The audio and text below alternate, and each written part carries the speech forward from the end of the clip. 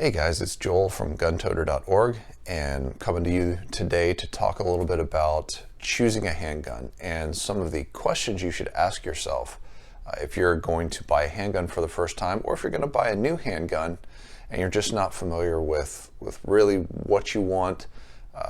Some questions to ask yourself and some thoughts that'll hopefully end up with you being able to pick the right gun for you and the right gun for what you intend to do with it. So a lot of people ask the question, and what gun should I buy? And a lot of times I think they're looking for a specific make and model. I don't like to do that. I don't like to say, hey, go buy this specific gun, because we're different people. Physically, we're different. Our mission is different. What works for me may not work for you. So what I like to do is instead kind of give you a little bit of a framework and some guidelines, and then let you go out and make the decision, because it's going to be your gun. So the very first question is, what do you intend to do with the gun? So if this is a gun that you're just going to leave in your house, it's a home defense gun, maybe you're going to walk around on your property with it, but realistically you're not going to concealed carry it that much for whatever reason. If that's your case, then I recommend going with a full-size gun, such as this is a P320, Sig Sauer P320 full-size. Couple reasons that I like full-size guns. One, they're typically a little bit more controllable when you're shooting, because they're a little bit heavier. They absorb the recoil a little bit better, and you can get more of your hand on the gun when you're shooting. As you can see, I've got pretty big hands, and I can still get a great grip on this gun. So the gun's a little bit easier to shoot. It's got a little bit higher capacity. This gun is a 17 round handgun. Now obviously, I'm sorry if you live in a restricted magazine state. In that case, the capacity is not going to be that big of a deal for you. But for those that don't, your full-size guns typically offer a little bit more capacity, and they're a little easier to shoot. Also, if for some reason you did need to concealed carry this gun, I can do it. It's a little bit more difficult. It takes a little bit more working around with the clothes, but it can be done. But like I said, if the gun is not really intended for concealed carry, it's more intended for home defense, I tend to recommend a full-size gun. Now, if you do intend to primarily carry, that's going to be your main use for the gun, I recommend going with a compact gun. In this case, this is my carry, which is a Glock 19. It's a little bit shorter, both in the barrel length and in the grip. I can still get a great grip on it, still plenty of room for me to grip it. However, shortening those two areas tends to make it more concealable. It doesn't print, if you've ever heard that term. Basically, printing is if I look at you, I'm looking for signs of a gun, like a bulge somewhere. That's printing. The smaller the gun, the less it prints. However, there's a sweet spot between concealability and being able to shoot the gun well, and typically that's what your compact is for. So like I said, compact, if you're going to be carrying every day, I recommend going with a compact.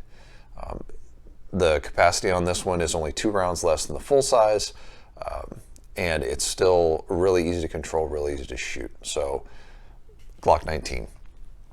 Now, it seems like kind of the fad of the day is super compact, subcompact pistols, and they have a place. All right, they have a use. Sometimes you're somewhere, or you live a life where even a compact gun is going to be very hard for you to conceal regularly without raising some sort of suspicion. If that's you, I get it. What I would say is, unless you absolutely need a subcompact gun, consider sticking with a compact versus a subcompact. And there's a couple reasons for that. One, by the time you get to a subcompact gun, especially the super thin, super small ones that we're seeing today, your capacity is possibly half of what a compact gun is. You're typically looking at 7 to 8 rounds in that gun, with some exceptions. I do have a subcompact gun, and I'll talk about that in a minute. But depending on the gun, you're looking at a significant reduction in capacity. And typically speaking, they're also a little bit harder to shoot. Now, this would seem a little counterintuitive because, hey, it's a small gun. How hard can it be to grip that thing and shoot it? But for example, this is a P320, but this is the subcompact. You saw earlier when I was gripping the 320 full size and the Glock 19, you saw how much of my hand I could get on there. All right, so with the subcompact, see how much of my hand I can get on there? Now, obviously, this is a very concealable gun because the barrel is significantly shorter and the grip is significantly shorter. But by shortening that grip, I'm paying the price in that there's less of this grip for me to actually put my hand on. Now, there are some ways that you can get around this. You can get magazine extensions that allow you to put your finger on there. But just in general, it's going to be harder for me to get a good grip on this gun than it would be to grip on either a compact gun or a full-size gun. They also, because of that, you tend to get a lot more felt recoil, so the gun flips, the muzzle rises a lot more. And, you know, coupled with the capacity issue, I kind of look at subcompacts as a specialty gun. My Glock 19, my compact is my everyday carry gun, but for situations where I absolutely can't carry that one for some reason, I go with the subcompact. My choice for a subcompact is actually the Glock 43X. So you can see it's nice and compact, but they've got this longer grip on it, which allows me to put more of my hand on there, and actually also increases the capacity of the gun. This is a 10 round gun, and I've got magazines on the way that actually will possibly make it a 15 round once I have gone through and tested those. So you can do subcompacts. I'm not saying don't go buy one. I'm saying if you can only buy, you know, one gun for your mission, I would think really hard about what my circumstances are before I bought a subcompact. So, of all those different sizes that we talked about, if I could only buy one gun and I had to kind of make it do a little bit of everything, I would probably go with a compact gun because it's easier to conceal, the capacity's still good, and I can use it as a home defense gun if I need to. It's not, you know, it's not going to be that much different than shooting a full-size gun. Another option, there's a couple of companies out there that are making what they call carry guns, and basically it's almost a half and half between a full-size and a compact. So it has the barrel length of a compact, so it's a little bit shorter, but it has the grip length of a full-size, so you get a little bit more room for you to grip. It's a little bit more controllable, and you also get the capacity of a full-size. SIG has those in their P320. They actually call it the carry. And then Glock also has their G45, which is basically a Glock 19 with a Glock 17 or a full-size frame on it. Grip length, I should say, full-size grip. And that gives you the 17 round capacity, but the shorter compact slide. So if that's also an option. I will say for concealed carry, the longer the grip, a lot of times, the harder it is, or the more effort you have to put into concealing the gun, because as it sits in your waistband, that grip that's sticking out like this grip that's sticking out right here is actually what can print on your clothes a lot more than, say, the barrel would. So the longer that grip gets, the more you're going to have to think about, you know, how do I dress so that I don't print and so it's not obvious that I'm carrying. That's just something to think about with carry models. I have done carry models concealed. It's not a huge deal. I'm also a larger guy. It's easier for me typically with a loose shirt to carry than it might be for some other people. So there's the thoughts on sizes of guns. When it comes down to caliber, probably irritate a few people with this one. 9mm. Couple reasons for that. One, typically speaking, 9mm is pretty easy to find and it's fairly inexpensive. Right now we're going through panic buying. That doesn't necessarily apply. It's getting a little bit more expensive, but typically speaking, during any normal year, 9mm is very available and it's inexpensive. The cheaper your ammo is, the more you can shoot. The more you can shoot, the better you get. the more you can spend money on classes and holsters and other accessories that you need for your gun.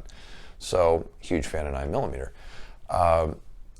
Ballistically, 9mm now, current modern 9mm, is not that much, the performance is not really that much less than a 40 or a 45.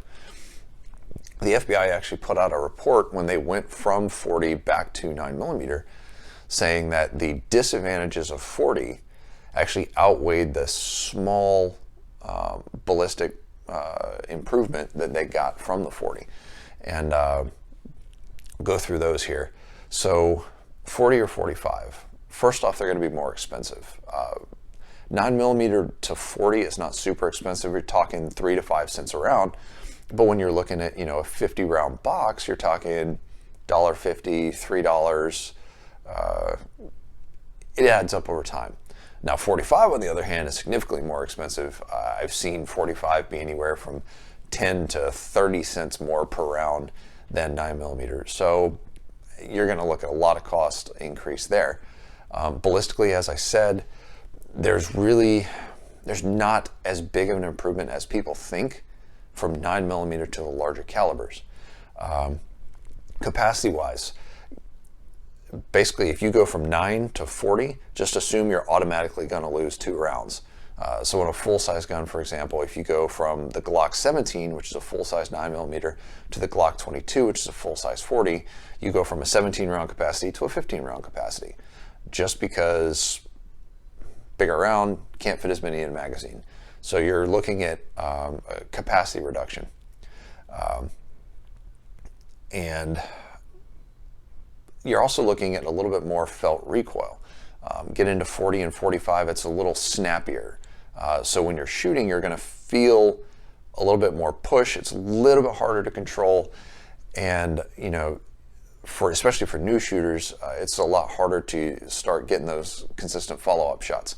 Now, a lot of that can be managed with proper grip and proper technique, but, as the FBI said, the negatives, as far as the price, the lower capacity, and the difficulty teaching new shooters on those slightly snappier rounds, is really just not worth the small ballistic performance that you get out of going to the larger calibers.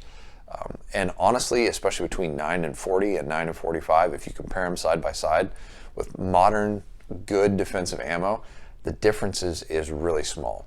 So I say go 9mm. I guarantee you someone will argue with me on that one, but 9mm is probably the way to go in modern handguns and modern ammunition. Now, with all that said, find a gun that works for you. If I were to take you to a store, I would probably steer you immediately to either a Sig Sauer, a Glock, or a Smith & Wesson. Those would be the 3 I would have you look at first. And I would have you look at a 9mm striker-fired gun. Striker-fired guns are more simple. They're easier to conceal, typically, because they don't have the external hammers and everything. They're easier to maintain, and a lot of times they're also less expensive. For example, if you look at H&K, if you look at their hammer-fired guns versus their striker-fired guns, there's a significant price difference there. But I would steer you towards one of those big 3. But then after that, I would basically have you put your hands on those guns, feel what works for your hand. When the gun is in your hand, can you reach the controls? Can you reach the slide release? Can you reach the magazine release? How easy is it for you to actually get your finger properly situated on the trigger? Because some people will buy a gun and then realize they have really small hands and they can't, they're sitting here trying to squeeze the trigger like this and they're pushing rounds and they can't figure out why. Well, it's because the gun doesn't fit your hand. In the military, in law enforcement, you get handed a gun and say, hey, this is the gun you're carrying. We don't care if it doesn't fit your hand, figure out a way to make it work. As a civilian, you don't have to do that. You get to pick the gun that works for you. So I would steer you towards one of those big 3 and I would let you try them, see which one works for you. The next stage would be find either a friend who has one of these guns that'll let you shoot them, or find a range that rents them. Because not only does it need to fit your hand, but you need to actually shoot it and experience how it performs for you. Both of those are huge things. Do not buy a gun that someone tells you to buy only to get to the range and find out that the gun just doesn't fit in your hand. You can't reach the controls. You just spent what, $500-600, and now you're going to have to try to figure out how to adapt yourself to the gun rather than adapting the gun to you. In modern handguns, especially modern striker-fired handguns, they're going out of their way to try to build guns that adapt to the user. There's no reason anymore for a civilian to try to make the user adapt to the gun. So those are my thoughts. Buy a 9mm, analyze your mission, make sure you know what you're going to use the gun for, and go out and try them. Please, please, please, please go out and shoot them before you buy. It's not that gun stores don't love it when you give them money for whatever, but most of the guys at gun stores, I know me, and most of the guys I know that work there, they want you to get the right gun. And the only way you're going to get the right gun is to actually sit there and try it out. So please find a friend, find a range, give that a try. Anyway, that was a lot of talking. I hope this was useful for you. If it was, please hit subscribe, please hit like, please hit the notifications. We do have a Patreon now that will be down in the comments. If I'm putting out good information that is helping you, I'd greatly appreciate your support. I could use some new camera equipment and some new editing equipment to make these videos a little bit better. So thank you. It's been great, and I hope to see you next time.